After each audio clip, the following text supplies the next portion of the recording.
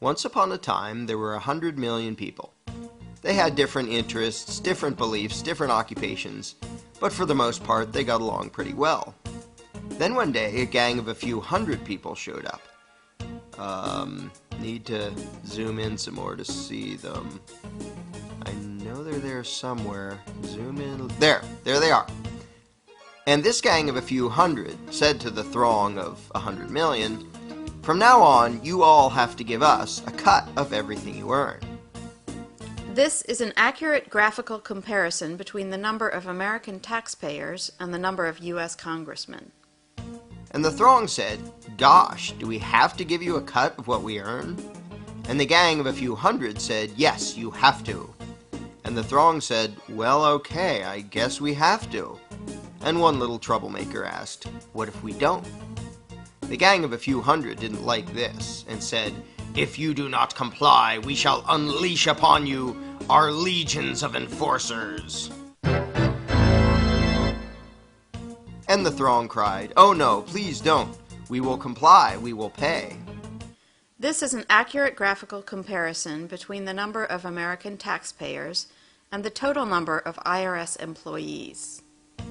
Time went by, and the gang of a few hundred said, "Now we want more of what you earn." And this kept happening over and over again, until eventually some of the throng were paying almost half of what they earned to the gang. Whenever the gang demanded more, the throng would say, "Golly, we're already having a tough time. Do we really need to give you even more?" And the gang always said, "Yes, you must, or we shall unleash our legion of enforcers."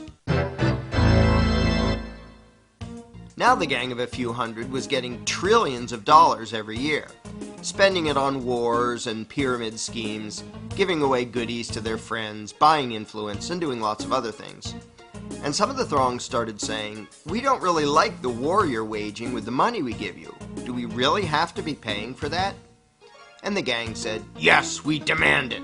Don't make us send out our legion of enforcers." And some of the throng said, "You're taking our money and giving it to huge corporations and giant banks, and some people who just don't want to work. A lot of these things we don't like." And the gang said, "We don't care. We will decide how to spend it. You just do as you're told, or else." And the throng said, "Okay, I guess we have to." But eventually the throng got so fed up, so angry, that they took a drastic step. One day they said to the gang, "We don't like what you're doing. We want a new gang."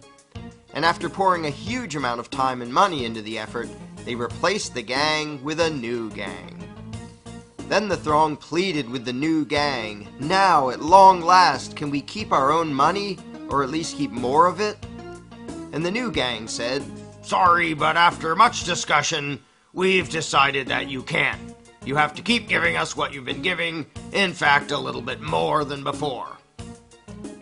The throng was distraught and said, "This is dreadful. But after all, what choice do we have? I mean, they say we must comply, and they have that scary legion of enforcers. We're powerless against them. We'd better just do as we're told." So they did as they were told, got poorer and poorer, and lived miserably ever after. But after all, what else could they have done? What power could this throng possibly have compared to this gang of a few hundred and their enforcers? What chance would this thing have against this thing? How could these 100 million people ever hope to successfully resist the awesome power of this tiny little dot?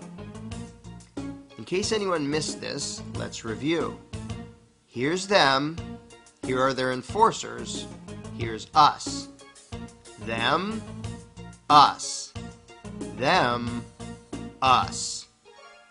Does anything about this seem just a little strange to you?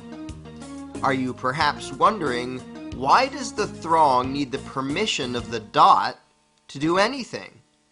Why do these people feel the need to ask this tiny little dot if they can keep more of what they earn? Why would they spend year after year literally begging for lower taxes from this little dot? Is this dot just really darn intimidating? Is it very persuasive in its reasoning? To be blunt, why would this throng give a rodent's backside what this tiny little dot wanted? The fact that this tiny dot has the gall to issue such demands to such a throng is pretty startling in and of itself. But what is far more amazing is that the throng obeys this minuscule little parasitic gang of control freaks. What could possibly explain this? Let's ask the dot.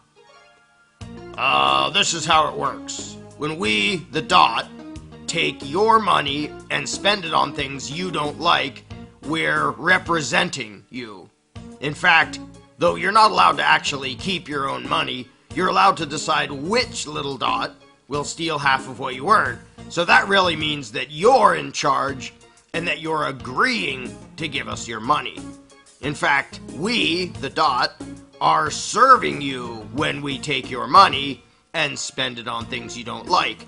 And so you should thank us and treat us with great respect and honor for having robbed you on your behalf for your own good in order to serve you by doing things you don't want us to do. So there you have it. I hope that cleared everything up for you. If you're not entirely satisfied with the dot's explanation of things, you really should read the book The Most Dangerous Superstition, available now at Amazon.com.